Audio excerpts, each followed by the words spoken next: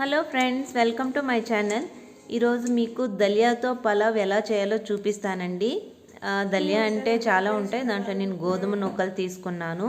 దానికి ముందుగా మసాలా రెడీ చేసుకుంటాం. నేను ఒక కడాయిలో ఒక 2 స్పూన్స్ ఆయిల్ యాడ్ చేసుకునేసి ఇవి చెక్క, లవంగం, సోంపు యాడ్ చేశానండి. కొద్దిగానే యాడ్ చేసుకొని కాసేపు ఫ్రై చేపిద్దాం.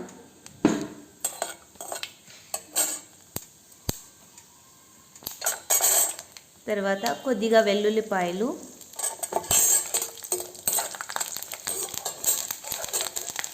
కొద్దిగా అల్లం యాడ్ చేసుకుందాం.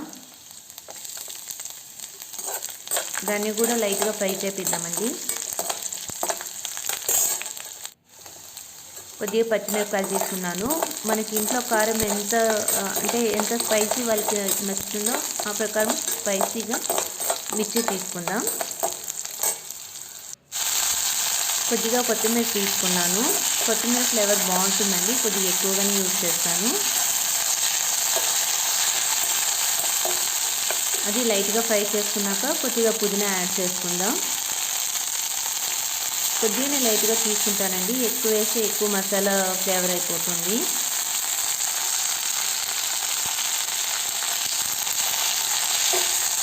కొద్దిగా లైట్గా ఫ్రై చేసిన తర్వాత సైడ్కి పెట్టేసుకుందాం. బాగా ఆరిన తర్వాత మిక్సీకి వేసి స్మూత్ పేస్ట్ చేసేసుకుందాం. తర్వాత కుక్కర్లో కొద్దిగా 4 స్పూన్స్ వరకు ఆయిల్ తీసుకున్నాను అండి. ఈ పలావులకంతా కొద్దిగా ఆయిల్ ఎక్కువ ఉంటేనే టేస్ట్ బాగుంటుంది. దానికి బిర్యానీ ఆకు యాడ్ చేసుకున్నాను. తర్వాత ఆనియన్స్ తీసుకున్నానండి. ఒక పెద్ద ఆనియన్స్ వేసాను, అంతే, ఎక్కువేం లేదు. నేను ఎక్కువ మసాలాలంతా యూజ్ చేయనండి. ఆనియన్ తీసుకొని లైట్ బ్రౌన్ వచ్చేంత ఫ్రై చేసేసుకుందాం.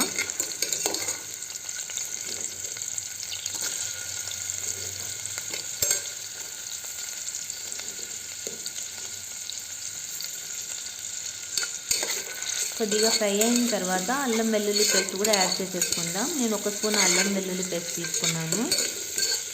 అప్పుడే ఫ్రెష్గా వేసుకునేస్తానండి. చాలా వరకు అందరూ ప్యాకెట్లో పెట్టి యూజ్ చేస్తారు, బట్ నాకు అలా నచ్చదు. ఫ్రెష్గా అప్పటికప్పుడు కావాల్సినప్పుడు తీసుకొని చేసుకుంటాను. అంతే, మసాలా యాడ్ చేసేద్దామండి. ఇది గ్రైండ్ చేసుకున్నాం కదా, అది వేసి ఆయిల్లో ఫ్రై చేసేసుకుందాం. కొద్దిగా పచ్చివాసన పోయేంత వరకు ఫ్రై చేసుకుందాం.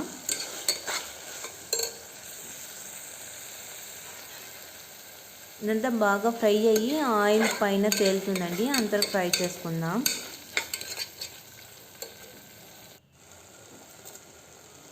తగినంత సాల్ట్ కూడా యాడ్ చేసేసుకుందాం మసాలా ఫ్రై అయ్యేటప్పుడే.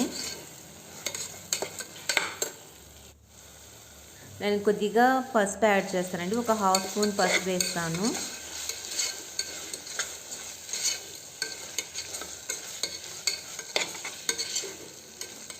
చూడండి, ఆయిల్ అంతా ఆల్మోస్ట్ పైకి తేలుతుంది, సో ఫ్రై అయిందనే అర్థము.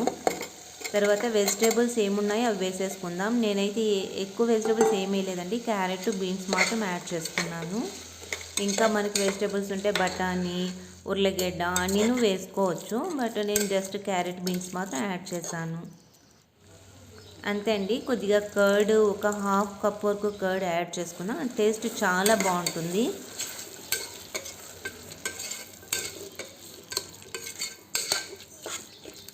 కర్డ్ కూడా బాగా ఫ్రై అయిన తర్వాత పైన ఆయిల్ పైన తేలుతుందండి, అంతవరకు చేసేస్తున్నాం. చూడండి, అంతా రెడీ అయిపోయింది. ఇప్పుడు తగినంత వాటరు యాడ్ చేసేసుకుందాం. నేను 3 కప్స్ వరకు తీసుకున్నానండి దలియా నూకలు, గోధుమ నూకలు. సో 6 కప్స్ వరకు వాటర్ యాడ్ చేసేసుకున్నాను. ఇది దలియాతో చేసినవి చాలా హెల్తీ, ప్లస్ ఎవరైనా డైట్ ప్లాన్లో ఉండే వాళ్ళకి యూజ్ అవుతుంది.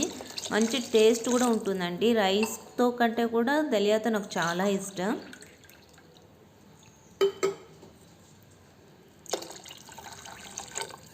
ఇది బాగా కొద్దిగా తెల్లనిచ్చేంతవరకు మూత పెట్టి వేడి చేసుకుందాం వాటర్.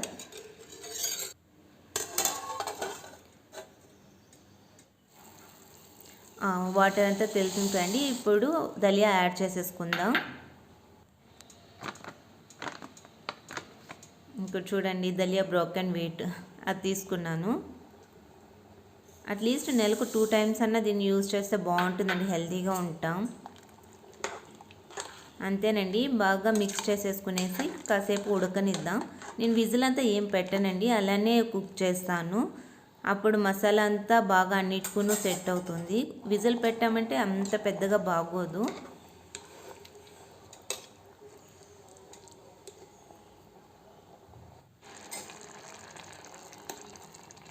అండి ఆల్మోస్ట్ రెడీ అయిపోయింది. అంతే అండి, ఎక్కువేం లేదు. ప్లేట్ పెట్టేసి ఒక 5 మినిట్స్ లో ఫ్లేమ్లో కుక్ చేసేసుకుందాం. రెడీ అయిపోయిందండి.